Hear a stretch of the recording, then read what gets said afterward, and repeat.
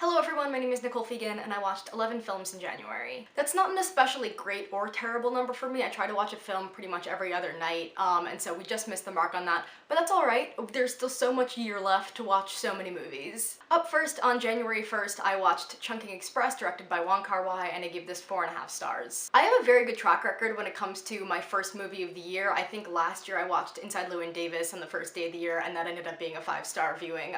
So I am 2 out of 2 years running, baby. This film is basically split up into two parts of these two different love stories that are connected only really through place. Like, they all take place kind of around the same few locales, the same like food stand by an airport. This is one of those films where it seems like everyone has an opinion on the plot, like whether you like story A better or story B better, but what's really stuck with me is just how much it felt like a love letter to life and to the city it's in and to love itself. Like, there are a few films that I've watched since all of this everything has started that have just made me miss the outside world so much, and I think this is just brimming with this vitality, and like there are just people always standing and watching, and I think like underneath these stories between like these two people or even three people in all these stories is just like the ways they move through the world. I know this all sounds so vague, but I really do think sometimes the way I experience art is more in visuals. Like, I wish I could just like show you the food court I'm imagining in my head, and like I wish I could show you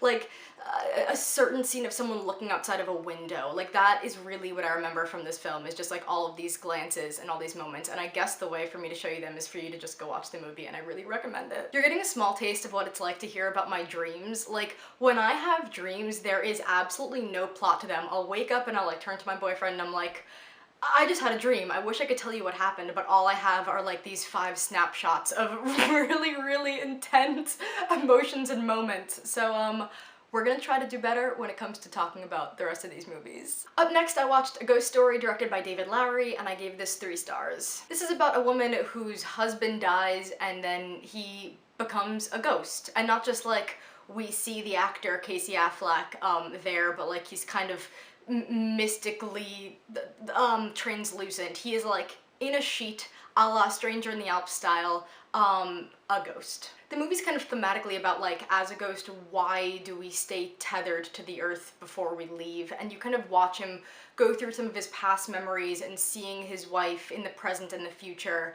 And it's really interesting. I think my problem is that the film, for most of it, really did feel like it was more concerned with getting its theme across than telling its story. There would be scenes where things would happen that just like no person would do or say in the way. Like, it felt all too manipulated, and obviously like films have things to say. I don't want films to just be like plain representations of life, but it did feel like something fake was happening sometimes. There is this really iconic scene of Rooney Mara literally eating a pie on the floor for I think 11 minutes, and that was my favorite part of the film. I think it's a lot of people's favorite part of the film because it's this very raw and intense moment. You both watch her and you watch this ghost that, again, it's just a sheet, but you can almost feel the ghost's emotions through the sheet as it's happening. It's just really moving, but the film as a whole didn't really do it for me. Up next, I rewatched The Shining, and if you can tell by my earrings, I love this film. The Shining is one of like my 5 favorite movies of all time. If you don't know what The Shining is about, The Shining is about a man, this writer named Jack Torrance, who gets a job at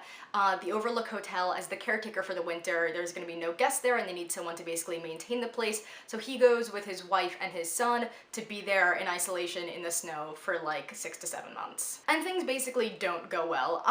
While sitting here doing like 7 different takes to try to talk about this film, I'm actually hesitant to talk about the concrete things about this film because I think some of its mysticism can be taken as either genuine or metaphorical. Basically, the hotel is haunted, but I don't think it's as simple as like, there's a ghost in the hotel, because there are figures that appear and you don't know if they're there or not. There are scenes that happen in like Jack's head that you can see that he's going crazy, but that's actually kind of the point, is that like, it's not just as simple as like, this is a hotel, there are ghosts here, because you clearly can see the effect of the isolation on these people and the effect of a man who is recovering from alcoholism on the way his the way he acts, and so I think there's a lot more going on than just like this is about a haunted hotel. At the same time, this is about a haunted hotel and it's absolutely awesome. Since watching this movie for the first time, I've been one of those people who has gotten like aggressively into like 1930s ballroom music, thanks in large part to the ambient musician The Caretaker. There's just like a whole vibe that this movie conveys. I have a stupid Spotify playlist called For the Haunted Ballroom that is inspired by both The Caretaker's music and who is inspired by the ballroom in The Shining. I love this movie. I have to move on. We're going absolutely balls to the wall in this video today. The fourth film I watched this month was Mrs. Doubtfire. Mrs. Doubtfire sucks. I don't know when the last time you saw Mrs. Doubtfire was, but it's really, really bad.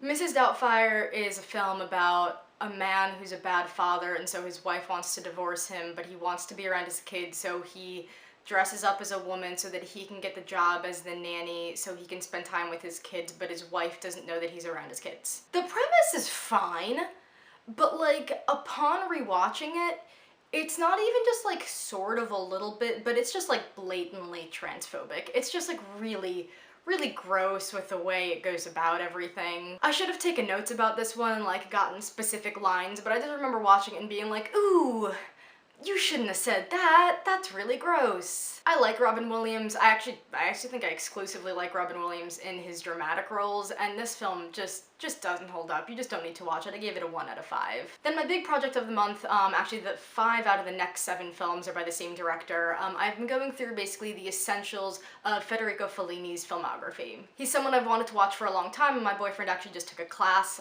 in grad school about his films, and so like there's all this background info that he has, so I figured it was the time to just kind of immerse myself in his stuff. So first I watched Lestrada, and I gave this 4 stars. This is about a woman who kind of leaves her hometown to go with this performer, this like strong man who is kind of just like a traveling performer. She's clearly just been in this small seaside town her entire life, had a very small life, and she's filled with all this wonder. The actress who plays her, oh my god. Juliet Messina, she is in a few of Fellini's films, and she is just so expressive, and she plays this role so well, and like, the dude isn't great to her, and along the way they meet this clown named Il Matto, and who is just like this earnest clown man, and the dynamic between the three is really interesting, and it's clearly comedic, but there's also this tragedy underlying all of it, and it's not entirely clear whose tragedy it is. I will say that the final shot is a shot of like the strongman, his name is Zampano, and the like last 5 minutes are some of my favorite 5 minutes of cinema ever. Fellini is really good at ending a film. I've learned this about him, and I just really love this movie. Next, I rewatched The Royal Tenenbaums, directed by Wes Anderson. This is my favorite Wes Anderson film, and this is a 5-star film for me. Let's see if I can describe The Royal Tenenbaums in a sentence. The Royal Tenenbaums is about a family. There's a man and a woman, and they have 3 kids. The 3 kids are all weird in their own ways. And now they're all adults. The husband has not been with the wife for like something like 20 years or something, but he wants to see them again, and so he makes up that he has cancer so that he can live in the house, and all the kids who are now adults come back to live in the house. This sounds so boring. More than anything, this is just like a portrait of this web of people. You have Royal Tenenbaum and the wife, whose name is I think maybe Etheline, but I'm totally gonna be wrong about that, and you have the 3 kids. Let's see if I know their names. Margot and Richie and Ben Stiller. And they just all have varying relationships with their father, and it's very interesting to watch. And there's love stories going on in there, and there's Wes Anderson's like typical, quirk is the wrong word to use, because I do feel like there's so much more going on in this film than what like Wes Anderson is known for, which is like the symmetrical shots and pretty colors. Like truly what I remember most of the film is the shot of Gwyneth Paltrow getting off the bus as Nico plays softly in the background. So I do think I think what I love about this film is how much emotion is behind what Wes Anderson is typically known for, which are his like oddball characters and his quirky storytelling. Next, I watched Nights of Cabiria, directed by Fellini, and this one I gave 4.5 stars. This film is about a prostitute escort, also played by Juliet Messina, who kind of thinks she's above everyone else. She has her own house, she's like doing well financially, and she kind of has this high and mighty attitude that like, I'm not like the rest of them who live in the slums. And at the same time, I feel like this is painting a very poor portrait of her. She is like this delightful character who you want to be on the screen the entire time. Without giving everything away, this film I feel like is about her decline and watching her humble herself. And I think what Fellini does so well in this film and in the next one I'm going to talk about is he makes it kind of unclear whether the whole film and the ending is hopeful or hopeless, and I think while he allows the audience to have either viewing of it, though I read it as hopeful, and I think he puts a strong argument for that. There are a lot of religious undertones under this film, and there are kind of constantly people who are talking to her about like getting married or like joining the church, and she's not interested in that. And I think the way the film wraps up these ideas of like pride and religion and everything is just really smart. Then next I watched La Dolce Vita, also by Fellini, and this was a 5-star film. This film was absolutely amazing. This film is about this journalist who is kind of trying to find love out there in the world through all these small little connections everywhere. This film stars Marcello Mastroianni, who is another frequent Fellini actor. He's brilliant in this. He is one of those actors that when he's on screen just has such absurd charisma that you like never want him to leave. And I think what's so brilliant about this film is it is both this like commentary on high society and the journalist, he seems so blocked off from his emotions, and yet like the most brilliant moments of the film are when those emotions can kind of peek through, when he's talking to an old friend on a balcony, or there's this like absolutely insanely beautiful scene where like he's talking to a woman who's in another room, and it's only when he cannot see her that he's able to express anything vulnerable at all. I think the film's smart to be in so many different short little stories of this guy's life. Like I think there's like 8 mornings and 8 nights of his life, so there are like 16 different little scenes or happenstances or whatever. And I think that kind of shows that he's so detached from his world that he doesn't need this like linear narrative, and yet again the things that shine through are those moments where his life and his emotions are shining through. It's just brilliant. Next I watched Distant Voices Still Lives, directed by Terence Davies, and I gave this 3 stars. I just really couldn't get into what this film was doing. This is about this like close-knit family in England in like the middle of the 1900s, and it's just like not a story that interested me. This is another film that I feel like almost might have been style over substance. Like there are characters who are often, like very often looking into the camera and that's supposed to do something, and they're like always singing traditional English or like Irish songs, and I feel like that's supposed to do something, but really what it did is just produce this kind of unlikable, unenjoyable viewing experience. I don't know, something I'm trying to be a little bit more kind with myself about is that like sometimes a film can be good, but it's just not about a story you're interested in. I allow myself this with like books. If I'm reading a book about a life that just doesn't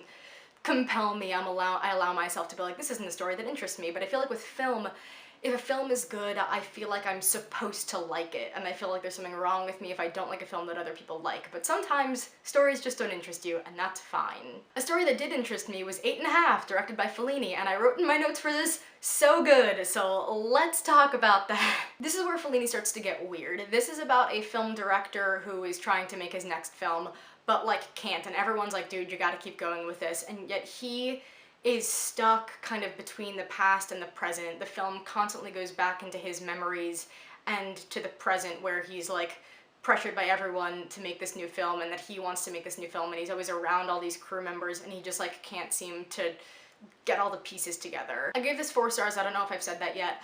I liked this a lot, but don't think it's as good as some of Fellini's like pre-experimental stuff. I think Fellini's doing something really interesting when it comes to like memory and creativity, but I just don't think this film like shined as much as some of the things that I guess in my opinion were just kind of more, I would say more traditional, but really La Dolce Vita isn't that traditional. I feel like the way that that one was kind of experimental in its like periodic nature, and yet the through line just compelled me more. And the final film I watched in January was Juliet of the Spirits, also directed by Fellini, and this got a 3 star. I feel like this film was just doing too much to do any one thing at all. This is about a woman who feels like her husband might be cheating on her, and she feels like this connection to the spirits. She like has some kind of potential power going on. It's really just all over the place. Like, I try my very best to, when I'm watching a film, watch them actually, and this one just like had such a hard time actually keeping me engaged. Like the phone was straight up out, like so I could see the subtitles. I was like playing a stupid game while watching the film. This is really embarrassing to admit given that I'm literally giving film criticism right here, but I don't think the fault is on like that it was a subtitled movie, because clearly some subtitled movies I love and some of Fellini's films I loved. This one just like, that was my alarm telling me that I needed to press the camera to go off and press it back on, but we're just gonna keep talking this time instead of redoing that entire take. Yeah, this film just didn't do it for me. If you've watched this whole thing, thank you. I feel like this has been more chaotic than any of my other videos ever, probably because I didn't take enough notes. I took 2 index cards of notes because I wanted to film this, and I've learned my lesson. So thank you for sticking with me, thank you for sticking with this. I promise I have a brain cell. Somewhere in there, somewhere up in there, there's a brain cell. Also, if you've watched this long, I'm gonna take this moment to recommend CBS's hit reality television show Survivor to you. More than any other film in the world, any other piece of media in the world, if you're still at stupid home because the world is so messed up and you need something to do to make you happier, to fill the time, watch CBS's Survivor. I will have my top 10 seasons recommended in the description bar below so you can go watch. I'm not joking. Survivor is the thing I care about more than any other things in the world. That's not true, but it's almost at least a little bit true. That's truly all I have. You will see me in the next video. I love you guys. Catch you next time.